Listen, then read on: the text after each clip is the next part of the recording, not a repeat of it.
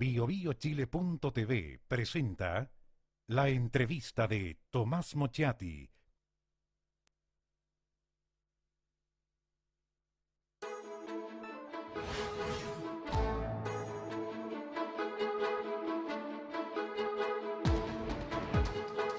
Buenas noches. Estamos a pocos días de las elecciones. Son elecciones muy importantes, presidenciales, parlamentarias, de cores. Vamos a analizar la elección. Lo que le proponemos es analizar con algunos datos la realidad, lo que estamos enfrentando, las candidaturas, la situación política, para que ustedes tengan elementos no solamente para votar, sino para analizar la realidad. Y justamente para analizar estamos con analistas. ¿Con quién? Con Max Colodro, analista, Universidad Adolfo Ibáñez, hola.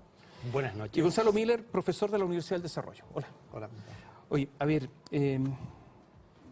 la pregunta cae de cajón. ¿La elección está resuelta o no? Podemos conversar, dialoguemos. ¿Está resuelta, sí o no? Yo creo que sí. ¿Por qué está resuelta? Porque hay un escenario muy consolidado. La única manera de cambiar un escenario tan consolidado como el que conocemos hasta ahora, en términos de las preferencias, de las relaciones entre candidatos, ¿no es cierto?, de los dime diré, de las relaciones estructurales, es una gran cantidad de talento político. O sea, necesitaríamos un artista para poder recoger todas las piezas y poder cambiar el escenario. Y resulta que si hay algo que no hemos visto hace mucho tiempo en Chile, es talento político. O sea, está resuelta, gana Piñera. Yo creo que en gran medida la elección está resuelta. Más allá que sea en primera o en segunda vuelta, está resuelta. Max, Yo cautelosamente me inclino también porque está resuelta. Cautelosamente. Sí, ¿Cuál sería que tiendo a pensar que a pesar de Piñera? todas las dificultades, todas las tensiones que se han observado en las últimas semanas, en los últimos días incluso, en los candidatos de centro-izquierda, creo que al final del día hay un electorado, hay un mundo de centro-izquierda que es muy antipiñerista y que eventualmente ese mundo puede finalmente optar en segunda vuelta por cualquiera sea la alternativa que enfrente Sebastián Piñera y que por lo tanto eventualmente podemos estar, como hemos estado muchísimas veces en otras ocasiones, en un escenario de segunda vuelta relativamente estrecho. Pero si Piñera obtiene, qué sé yo, 44% en primera vuelta, 45%. No, yo me inclino porque todos los antecedentes que uno tiene sobre la mesa hasta el día de hoy apuntan a que Sebastián Piñera va a ganar en primera y en segunda vuelta. Oye, ¿es Piñera un candidato por defecto? O sea, la gente no lo quiere, sabe que tiene sus problemas, que tiene conflictos de interés, pero es lo que hay y votan por él. Porque no le gustó este gobierno, una cosa así, por defecto, ¿no? Yo siento que hoy día hay dos candidatos por defecto. A ver. Sebastián Piñera y Alejandro Guillé.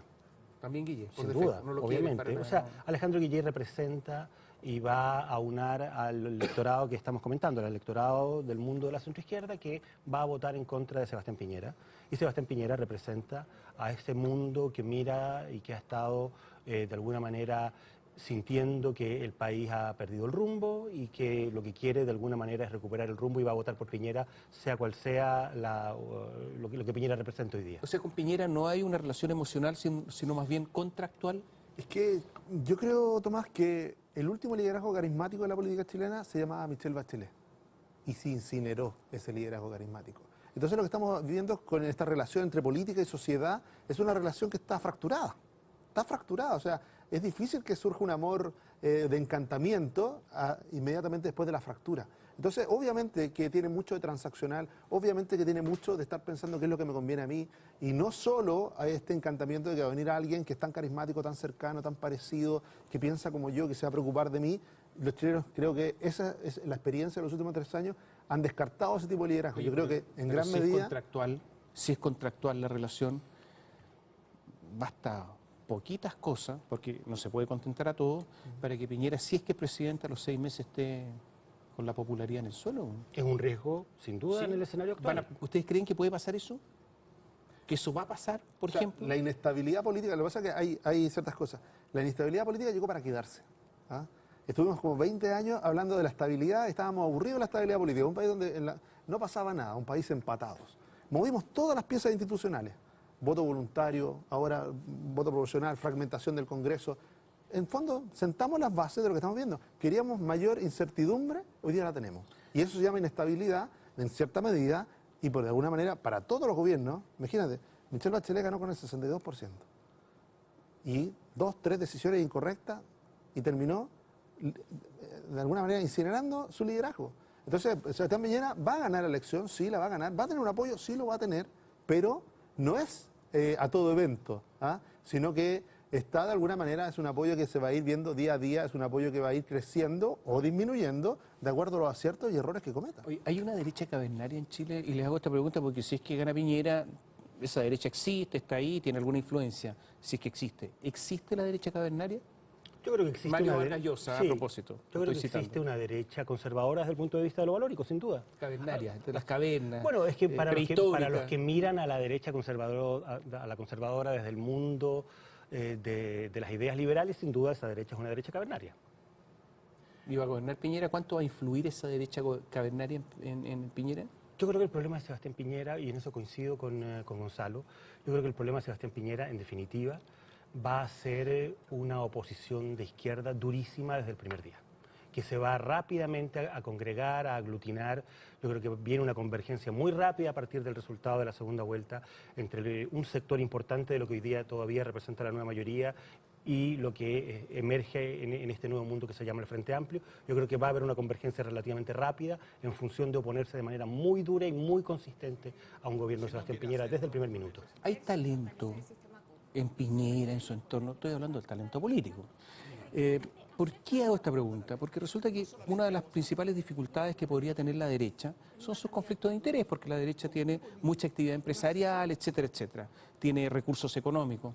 Entonces resulta que se les ocurre llevar a Gonzalo Cordero al comando. ¿Pero quién es Gonzalo Cordero? Un señor que es socio de Acerta. Acerta es una de las principales empresas de lobby de Chile, que está lleno de empresas a los que les sirven y todos sabemos lo que hace el lobby.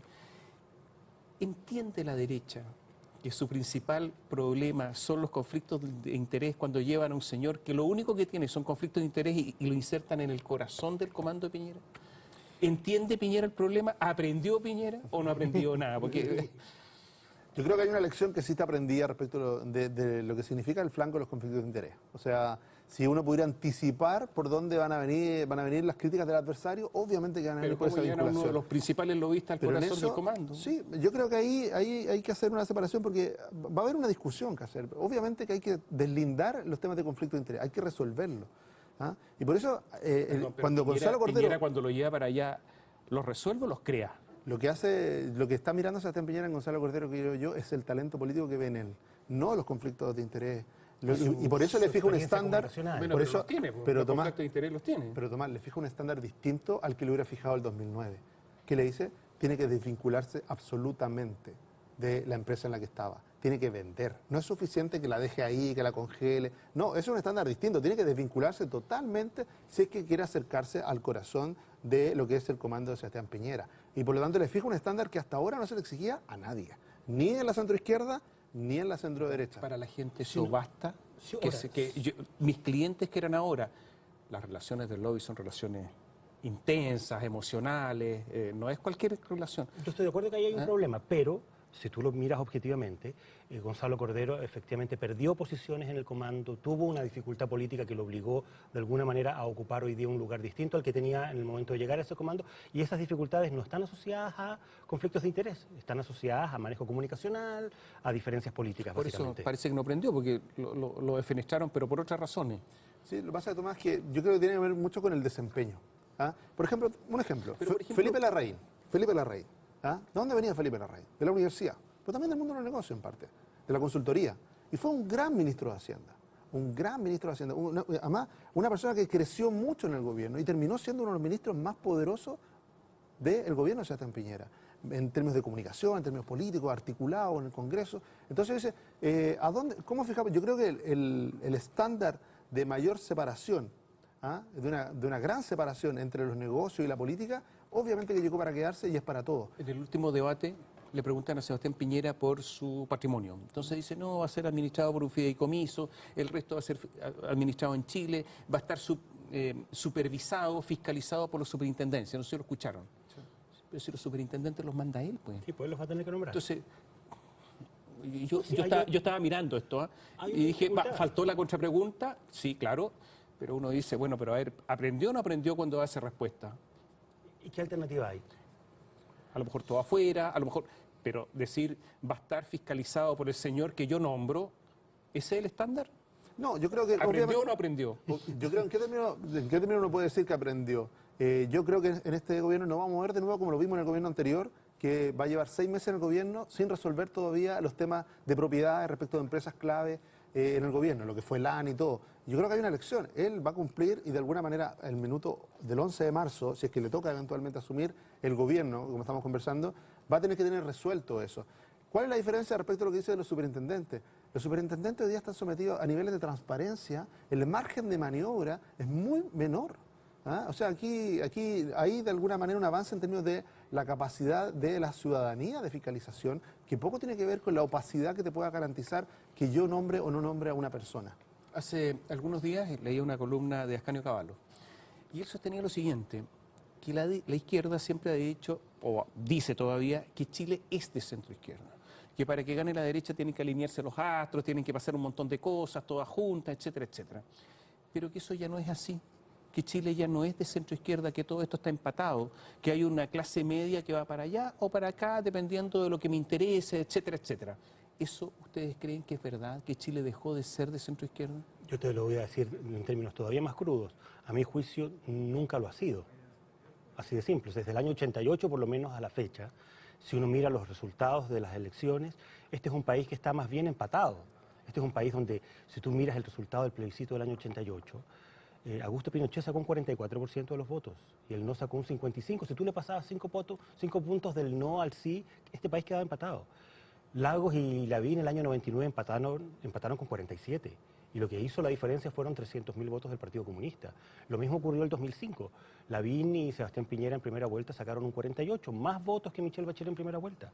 Y lo que hizo la diferencia en segunda vuelta fueron 300.000 votos del Partido Comunista. Este es un país que está dividido en mitades más o menos equivalentes. No es un país mayoritariamente de centro-izquierda. Entonces le voy a hacer otra pregunta con respecto a lo mismo. ¿Esta es la herencia de Pinochet? Es decir, que Pinochet fue, entre comillas, el revolucionario que hizo que se empatara la cancha en Chile entre la izquierda y la derecha, porque antes no era así. Yo creo que hay siempre en política, no solamente porque estamos estudiando este periodo, ¿cierto? El cambio social anticipa el cambio político. Hubo un cambio en nuestra sociedad brutal, violento, en términos de ¿qué? De lo abrupto. En menos de una generación, pasamos 1/3 de los chilenos, 1 de cada 3 chilenos pasó de vivir en pobreza a ser parte de la clase media. 1 de cada 3. Y ese fenómeno social no tuvo un correlato político. Le costó mucho tiempo tener un correlato político, en términos de expresión. Cuando hablamos recién del vaciamiento del centro, es porque seguíamos ocupando los mismos conceptos de pre-gobierno militar en el post-gobierno militar. Entonces la democracia cristiana volvía a ocupar este espacio de la clase media y del centro político. Y resulta que esas clases medias, sobre todo las nuevas clases medias, venían de otra lógica. Y de alguna manera empezaron a comportarse como se comportan, sin lealtades políticas, sino que buscando su mejor interés, buscando la satisfacción de sus necesidades, buscando asegurar también lo que habían avanzado.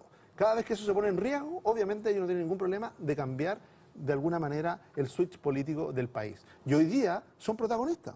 Hoy día tienen la capacidad, la clase media chilena, de elegir gobierno en un sentido o en el otro sin ningún problema. Oye, si hagamos un alto, les propongo, y voy a dejar una pregunta planteada. ¿Cómo se imaginan la noche del 19? ¿Qué discursos va a haber? Ahí comienza la campaña para la segunda vuelta. ¿Cómo van a ser los apoyos? Y en segundo lugar, ¿qué futuro le ven a la DC? Volvemos en un instante.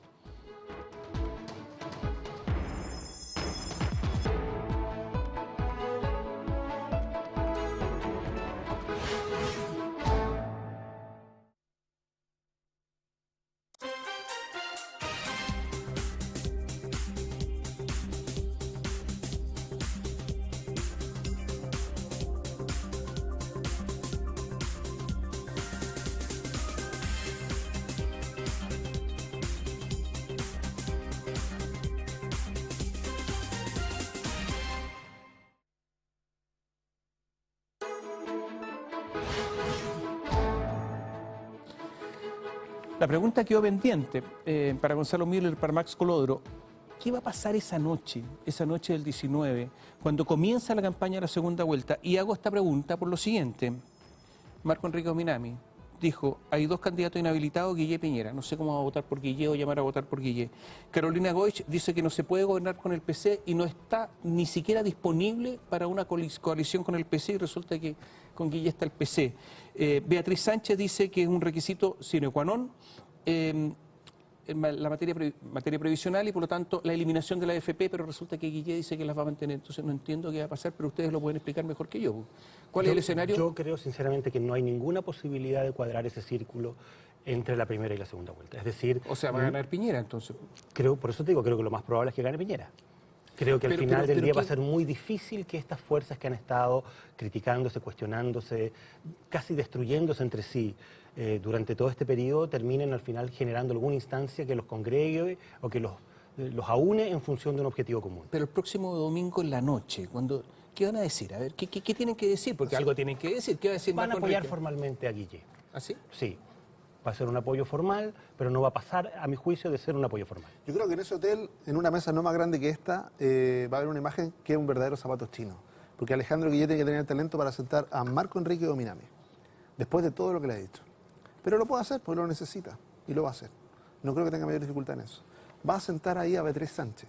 Yo creo que con ella tiene la cercanía política y sobre todo la amistad suficiente como para que ella vaya y se sienta en esa mesa. No va a ser fácil porque está capturada en una lógica, porque Tomás nos fija como frontera de políticos lógicos y consistentes. ¿Ah? Claro, para un político que tuviera consistencia, lo que tú estás presentando es un abismo. Es decir, ¿cómo salta el abismo? Pero resulta que lo que tenemos son políticos flexibles. Y se van a sentar a la mesa. Las ganas de sentarse a la mesa, Tomás, van a pasar por encima de todos esos abismos. Y aún, la única que le queda por despejar a Alejandro Guille es a quién va a sentar en ese puesto en el que estás tú, que es el puesto de la democracia cristiana.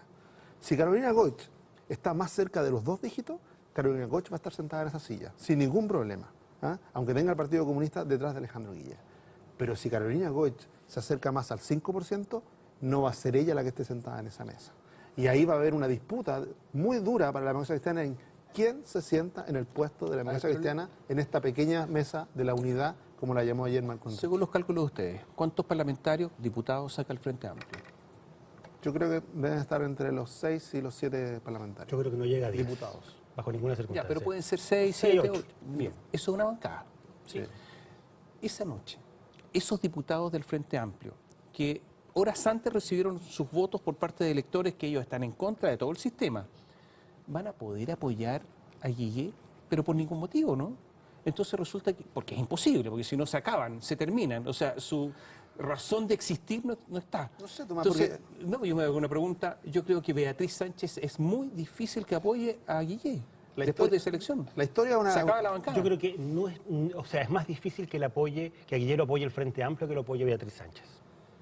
Ya, y en eso queda aislada Beatriz Y Sánchez. en eso que puede quedar aislada Beatriz Sánchez. Yo hago un solo matiz. Yo creo que la lógica de apoyo del Frente Amplio, la posibilidad que el Frente Amplio se pliegue a Alejandro Guille, depende de algo tan delgado como que Gabriel Boric sea capaz de reelegirse en Magallanes. Si Gabriel Boric no es capaz de reelegirse en Magallanes, se acabó el Frente Amplio. No hay posibilidad, no hay talento en Revolución Democrática para tender la mano tan lejos como el Partido Comunista y otras fuerzas de izquierda o las fuerzas de Alberto Mayol. El único que tiene esa capacidad de ser articulador entre lo que es Revolución Democrática y el resto de las fuerzas de izquierda es Gabriel Boric. Entonces, si él se reelige, yo creo que el Frente Amplio va a tener la tensión, sí, pero va a ser capaz de plegarse. Sin Gabriel Boric, yo creo que aquí lo que viene es un quiebre del Frente Amplio, más allá de los 6 parlamentarios que logre elegir, y va a haber una parte que se va a plegar y otra parte se va a quedar afuera, porque ha estado afuera durante no 5, ni 10, ni 15, hay un sector que lleva afuera 25 años. Ahora, yo creo que hay una cuestión mucho más de fondo.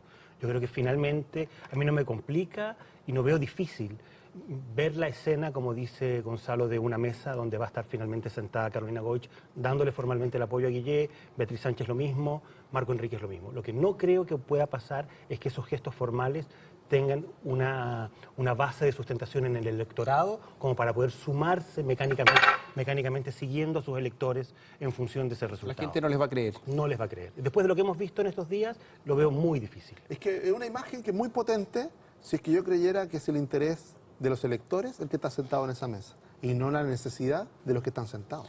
Y la democracia cristiana, imagínense un siguiente escenario, gana Yasna Proboste. A ver, Carolina Goich saca los 6 puntos, los 7 puntos, poco, muy poco. Gana Yasna Proboste, que es del sector de la izquierda de la democracia cristiana, gana Buenchumilla, gana Rincón, y muy difícil, pero que gane Cornejo. Eso significa una democracia cristiana que se va a la izquierda y que van a asesinar políticamente a Carolina Goich. Por lo tanto, el vacío que ya hay en el centro político se acentúa. ¿Participan de ese análisis o no? Sí, totalmente. Yo creo que incluso que es el peor escenario. Un escenario no tan malo, así que Ignacio Walker lograra entrar. Yo creo que igual lo alcanza a compensar. Yo creo que para Carolina Goich necesitaría a Andrés Saldívar y Ignacio Walker para pensar en tener alguna estructura que le permita darle continuidad a su liderazgo. En el escenario probable. En el escenario que tú planteas, el 20 de noviembre, Carolina Goich ya no solo no es candidata presidencial, sino que tampoco es presidenta de la democracia cristiana. Y la nueva presidenta sería Yasna Proboste, seguramente con O el alguien impulso de esa electoral línea. que tiene. Y eso significa la democracia cristiana a la izquierda. Sí, girándose. la Yo izquierda. veo a la democracia cristiana condenada a un quiebre en el mediano plazo. Yo creo que en el escenario que se viene en el país, que va, a mi juicio, va a ser un escenario que va a tender más bien a la polarización, que a atenuar las diferencias que hemos observado en el último periodo. Creo que la democracia cristiana tarde o temprano no va a resistir la tensión interna, como probablemente no la van a resistir otros partidos. Yo creo que es muy probable, por ejemplo, que durante el año que se inicia a partir del triunfo de Sebastián Piñera, el PPD tampoco logre sobrevivir y eventualmente personalidades como Ricardo Lagos Weber o Felipe Arboe terminen saliendo del PPD y armando una fuerza política distinta, más hacia el centro. A ver, si hay un quiebre o un vacío en el centro político, lo que se va a discutir entonces el 19 de la noche es quién va a ser la oposición a Sebastián Piñera. Sin duda. Eso es lo que comienza a discutirse, ¿no es cierto? Lo que empieza a delinearse. en Exactamente. Y ese puede ser o el Frente Amplio, y por lo tanto la opción va a ser la derecha manteniendo o el sistema o modificándolo algo, pero el sistema es, o cambiándolo radicalmente, que es lo que propone el Frente Amplio, porque hay un archipiélago ahí de otros partidos que se van a tener que reacomodar. O lo otro es que la derecha avance hacia el centro político. Tiene Piñera, su gente, no sé, su entorno, Cecilia Pérez, no sé, el entorno de Piñera, el talento para irse para allá. Es la oportunidad que tiene la derecha en 80, 100 años. ¿Hay talento ahí? Yo creo que hay un diseño. Yo creo No, que talento, hay talento político. la oportunidad que tú El describes. diseño no los puede hacer ahí en la mesa, pero talento. Por eso digo, todo el mundo sabe lo que es hacer una chilenita. Distinto a hacerla. Distinto es el timing necesario, ¿no es cierto?, para poder conectar el balón en el aire y hacer la pirueta necesaria. Pero el diseño está ahí, la oportunidad. Y si hay algo que ha demostrado Sebastián Piñera, que es un hombre de oportunidades, sabe aprovecharla. Yo no sé el resultado final, yo creo que va a estar en duda. En gran parte su gobierno va a estar orientado hacia eso, pero que va a hacer el esfuerzo por construir una mayoría distinta a Chile Vamos, mucho más amplia, eso es cosa de empezar a ver. Tú dices que el 19 de noviembre partió la segunda vuelta. Yo creo que en el caso de Sebastián Piñera, él ya ve definida la primera vuelta y él en su franja, al incorporar la imagen de Patricio Aylwin, inició su propia campaña de segunda vuelta. Inició este giro hacia lo que él ve el vacío del centro político, de un elector moderado. Olvidémonos ya del elector demócrata cristiano, porque el elector demócrata cristiano militante ya es un elector marginal. Ese elector moderado, clase media, ¿no es cierto?, emergente, es un elector que no tiene compromiso político ni ideológico. Ese elector es el que va a guiar, de alguna manera, o el que pretende guiar el gobierno de Sebastián Piñera. Yo creo que Sebastián Piñera en su primer gobierno demostró que no había ese talento. Y de hecho el resultado del primer gobierno de centro-derecha, el resultado electoral, el resultado de Evelyn Matei, el resultado de su coalición parlamentaria fue la evidencia de que ese talento no existía. El desafío es a ver si ahora existe ese talento, si se han podido generar las condiciones para que ese talento ¿Pero qué florezca. crees tú, Max? ¿Que tiene talento o no hay talento? Creo comando. que, a ver, yo creo que hay una apuesta muy difícil. Creo que Sebastián Piñera va a estar sometido a una presión y a un desafío político de envergadura y no tengo la certeza de que tenga las capacidades y el talento político, ni él ni su entorno, para poder salir exitosos del desafío que se le viene por delante. En cuanto al Frente Amplio, uno podría haber esperado, son jóvenes, ¿no es cierto? Son teóricamente modernos. Y uno habría esperado una campaña hipermoderna, hipertecnologizada, hiper redes sociales, pero da la impresión que no es así. Que, por ejemplo, la campaña de Trump fue mucho más moderna que la del Frente Amplio, más allá de los recursos, pero es un país pequeño. Es que la gente o dirigentes del Frente Amplio son jóvenes viejos, Miran al país con la lógica de los 60. pero en cuanto incluso a la tecnología, O sea, al día a día, a cómo ven el mundo. Hay ahí una paradoja en términos de que fueron los que criticaron la vieja política y terminando poniendo su paloma al lado de la paloma del PVC del resto de los candidatos. Sí, hay ahí una paradoja, pero también ellos son sistémicos. Finalmente, ese es el gran pecado, podría decir uno, o la gran virtud. Son sistémicos, se metieron al sistema. Van a participar de las elecciones, se van a pesar. Cuando estamos hablando, la expectativa es que van a tener 6 o 7 parlamentarios, diputados. Tienen 3, van a avanzar mucho, pero van a tener 6 o 7 de 155. Si esos 6 o 7 terminan siendo clave o no, va a depender no tanto de ellos, sino que cuánto logra retener la nueva mayoría. Si es que el Frente Amplio les logra construir una mayoría junto a lo que quede, ¿no es cierto?, de este PS, PPD y la democracia cristiana. Estamos Perdón, terminando. Yo Sí. te lo voy a decir de otra Sí. manera. Yo creo que esta generación del Frente Amplio no ha tenido la capacidad de mirar el siglo XXI con ojos y con lógicas del siglo XXI, sino que está mirando los problemas del mundo globalizado y contemporáneo con lógicas que son más bien de la Guerra Fría y del siglo XX. Un solo guiño, y que muestra lo que decía Max. Ellos hablan de una sociedad politizada, hablan de que la sociedad chilena está politizada. Por favor, esta es la sociedad más despolitizada de América Latina, la sociedad chilena. Gran parte de los problemas de participación tienen su corazón en eso, una sociedad altamente Profundamente despolitizada. individualista. Oye, con una respuesta de sí o no, porque estamos terminando. ¿Tiene futuro el legado de Michelle Bachelet, sí o no? ¿Sí? ¿No? Yo creo que no. Yo creo que no. Gracias. Gracias por estar con nosotros. Y a ustedes, gracias por seguirnos. Buenas noches.